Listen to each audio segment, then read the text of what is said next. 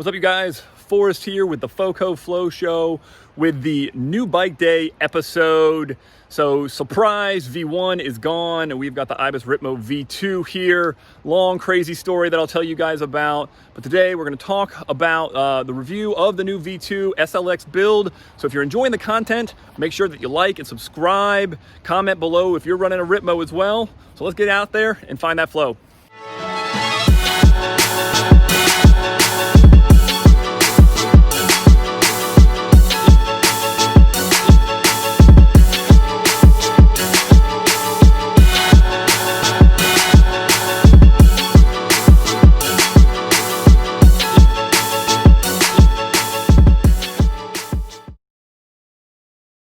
So here she is, the Ibis Ripmo version 2 SLX build.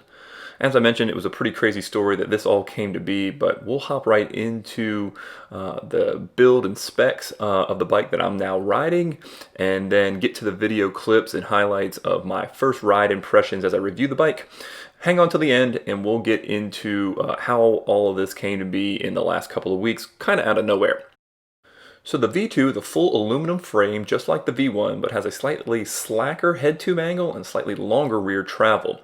Again, this is the SLX build. You're looking at 780 millimeter aluminum Ibis bars, and of course those SLX brakes that come down to quad piston SLX calipers. 200 millimeter rotor in the front, 180 in the back, and you'll notice that this has the DVO Onyx fully adjustable 160 millimeters of travel front fork and that DVO Topaz rear shock with the extra travel in the back. I'm interested because it has a little bit more adjustability in the rear shock, which was my one complaint with the DPX2 before on my V1. So beautiful stone gray finish and a bike yoke dropper post, which is one of the highest end dropper posts that you can purchase aftermarket, and they come stock on this bike. Again, SLX cranks, mated to its 51 tooth, 12 speed cassette and SLX derailleur. So I'm excited to that. It's a little extra gear range. I had an 11 by 46 tooth in the back of my V1. And this has got the Assegai tires front and back. So again, you can see it's a beautiful bike. It's got the DVO suspension, which I'm really intrigued to figure out. I think those SLX brakes are going to be great, even compared to the XT quad pots that I had on the V1. Same DW Link, David Weigel Link suspension setup, just a little bit longer, a little bit slacker, and of course leathered skin grips and Cane Creek headset. Again, there's another good shot of that DVO Onyx front fork with that same high and low speed suspension, and then our Topaz rear shock. So let's get into the ride. Let's see how it goes, and I'll give you my first impressions. All right, Ibis Ripmo V2 maiden voyage. Just picked her up from the shop. DVO suspension, front and back. Brakes are mostly bedded in. We'll do a couple more. If you've never bedded in brakes on a brand new bike, you just pedal up fast and then slowly pull them to stop, but don't let them lock out. You do that 10 times or so and you should be okay. Interested to see what this DVO suspension's all about. The Onyx is supposed to be as tunable as the Fox factory, and they've got their off the top OTT adjustment. That's supposed to help you dial in the progressiveness even more. There's Jim cruising along. We're at Ragged Mountain area. Some new trails to see, as well as new bikes to ride. All right, coming on in to the climb. Got Assegai front and back on this with the SLX 12 speed. Following Jim on the stash, so he should have better luck than me on this climb. This climb's kind of stout, actually. So we'll see. Running the shock wide open. Got it set up to DVO specs based on my weight, around 205. Maybe a pound or two heavier with kit on. No support. There's two levers, two flips on the lever of the shock for trail and almost lockout firm. A lot like the DPX2 that I had on the V1. So we'll see. Trails are damp. Heavy rains 2 days ago. We should be okay for the most part.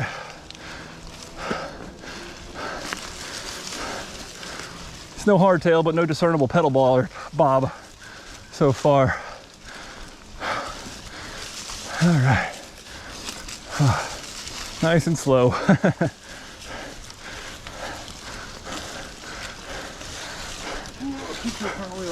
Oh boy. All right. All right. Come on, Ripmo. Moving up. There's a log down here that I have been able to make it to, but never clean. I don't think today's the day to clean it because you don't have any watts left. Here we go.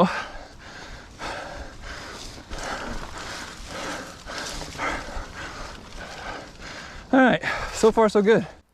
So as far as climbing goes, the V2 did just as well as the V1, if not better, which means it climbed really, really well. Like you heard me say, almost no pedal bob, even with the longer travel and slightly slacker head tube angle. I noticed a head tube angle and a couple of tight switchbacks later in the video that you won't see here, but overall, definitely one of the best long travel climbers on the market today that I'm aware of.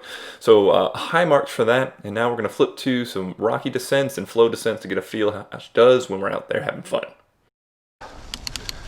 Traversy, rocks to shattery. So let's see what we're working with. And leaf colored.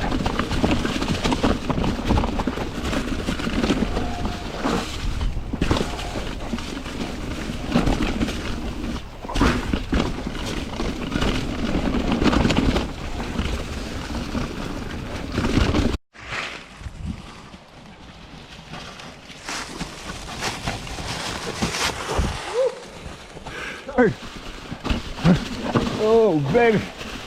All right, around to rocks.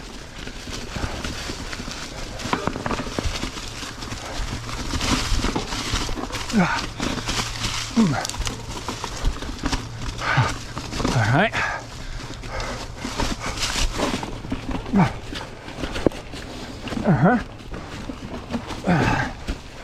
Yeah. Woo! That's not an easy one to clean. And then down. That's better.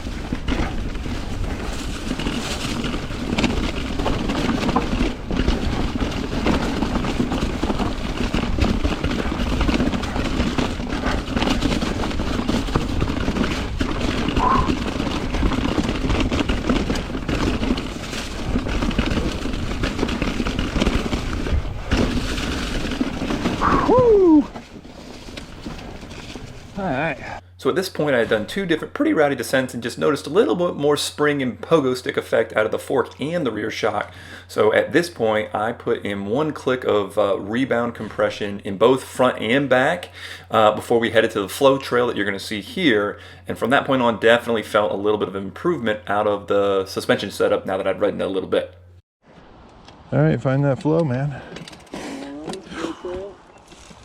Flow trail here to see how she pops and burns and holds the line.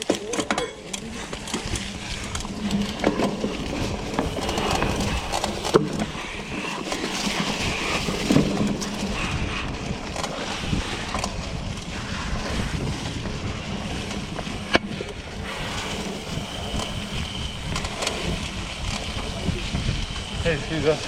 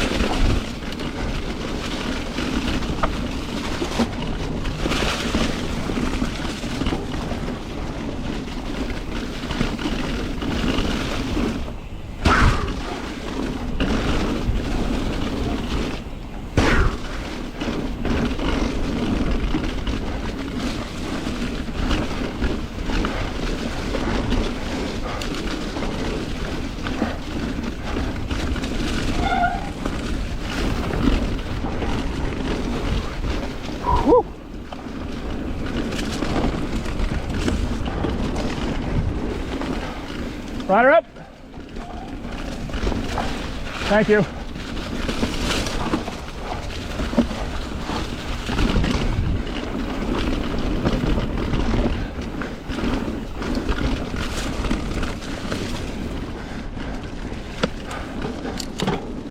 So really responsive in the super fast and flowy section we just did right here. Obviously not a fair comparison, but was able to drop the stash pretty quickly.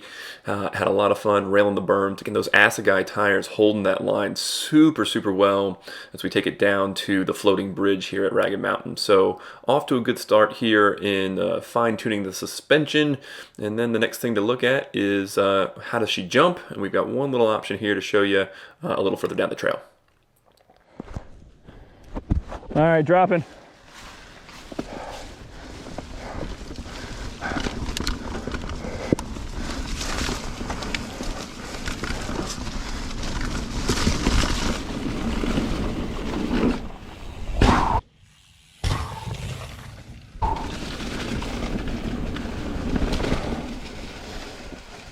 So that jump was probably the harshest sort of full suspension compression that I experienced on the ride today. It did bottom out the rear shock, but it wasn't a harsh bottom out. And talking to the guys at SBC where I bought the bike, they said that the DVO Topaz is supposed to do that in some instances, and that's okay if it happens from time to time. So here's one more run on a flowier, chattery section that gives us some more pop and some more flow experience. Again, feeling really good. I think there's still a little bit more tuning to do, but overall really, really happy with how the bike performed. Everything except for super high-speed chatter, where there wasn't a ton of that in this route that we took. But overall, the ride impressions are really, really, really positive. Compared to the V1, you can tell it's a little slacker head tube angle, a little more stable and steep and in speed. Again, with some tuning, I think we'll get the suspension dialed in. Loving the 51-tooth 12-speed SLX drivetrain. The SLX brakes felt just as good as my XTs on the V1. So initial ride impressions were really, really awesome. Again, for a bike that's over $5,000, maybe hard to justify for some, but again, that's all relative to the price point of the bikes you're already buying. So all things considered, I'm thrilled with the bike so far. And we'll hop over here now, talk to you a little bit about how everything came to be that I was able to pull this off in a couple of weeks. So yeah, out of nowhere, we came up with a brand new Ibis Ripmo V2. So I've said before that a good, strong relationship with your local bike shop is really, really valuable. I have been working with Shenandoah Bicycle Company in Harrisonburg for over 2 years now. It's who I bought my Ripmo V1 from, like I said, almost 2 years ago. And on average, I try to replace my bike, my main bike, every 2, maybe 3 years so that I can sell it high and put that money towards a new bike purchase, stay current with geometry and specs and all of that stuff. So this was an interesting situation. The COVID pandemic has impacted supply chains. Ibis and Shenandoah was originally quoting me 6 to 9 months for a new Ibis Ripmo V2. However, having some conversations with SBC, they did have a couple of bikes that they had ordered months ago for that V2 that were coming in stock. Working with them, they said, hey, look, we've got one that's going to come in December. We'd be willing to hold it for you. It's not claimed yet, but let us know what you want to do. And I said, well, can't just plunk down $5,000 without knowing I can sell my current bike for anything close to what it's worth. So I put some pictures of the bike really quick together and of the V1. Like I said, it was about 2 years old and it's a seller's market, right? Bikes are hard to come by. So I was like, hey, it's a high-end bike. Maybe I'll get lucky. I didn't even post this on Facebook Marketplace or anything like that. It's just the local Charlottesville area listserv. Posted it up there, and really quickly after that, a gentleman wrote me right back, said, hey, I've been looking for this bike. Can't afford brand new, but if it's in good shape, I'd be interested. So within a week, he came, he rode the bike, loved it, and agreed to a fair selling price. Again, it's a high-end build, so really was happy to get into that level of bike, which he hadn't had before, and so made the transaction very easy. I offered for a couple of months after the sale. I said, hey, if anything crops up, I'd be willing to work with you to take care of any service issues. So to make a long story longer, before the transaction was finalized, we had to get a couple of things, fixed on the bike. But overall, he was very happy, which meant I could go back to SBC and say, hey, I am ready to proceed with the purchase. At that time, they said, hey, listen, interesting thing, the one that was coming in December was actually already spoken for, but we double ordered. You'll have the same bike. We'll have the same bike coming in mid-November.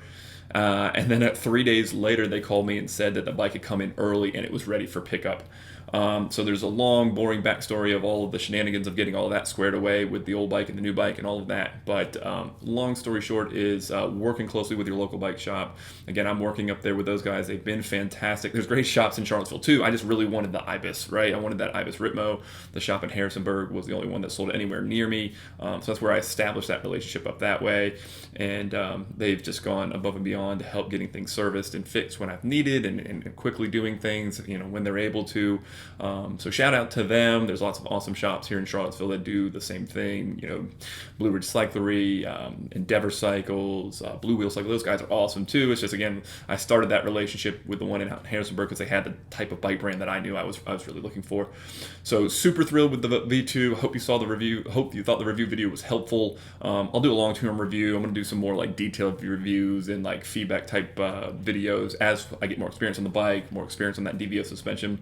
But so far, so really, really good. Yeah, I'm going to stop talking. I'm going to get out there and go find that flow.